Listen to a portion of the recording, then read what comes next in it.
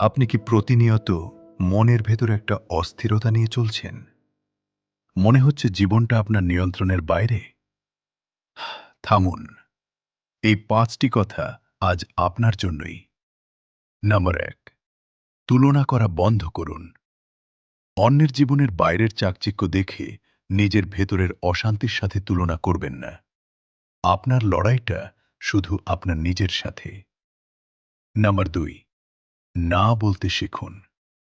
সবাইকে খুশি করতে গিয়ে নিজেকে বিলিয়ে দেবেন না। যে আপনার গুরুত্ব বোঝে না, তাকে বিনয়ের সাথে বিদায় দিতে শিখুন। নাম্বার ৩, কৃতজ্ঞ হতে শিখুন। যা নেই তা নিয়ে আফসোস না করে যা আছে তার জন্য শুকরিয়া জানান। শান্তি ওখানেই লুকিয়ে আছে। নাম্বার ৪, অতীতকে যেতে দিন। পুরনো ক্ষত নিয়ে পড়ে থাকলে বর্তমান বিষাক্ত হয়ে যাবে। মনে রাখবেন, যা হারিয়ে গেছে তা আপনার শিক্ষা ছিল, আপনার পরিচয় নয়।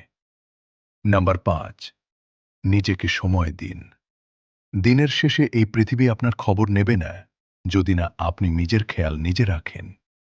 সব ভিড় ঠেলে অন্তত ১০ মিনিট নিজের সাথে কথা বলুন। এই কথাগুলো কি আপনার জীবনের সাথে মিলে যাচ্ছে? তাহলে আজ থেকেই নিজের জন্য বাঁচতে শুরু করুন এবং এমন আরও জীবনমুখী কথা শুনতে আমাদের সাথে যুক্ত হয়ে যান।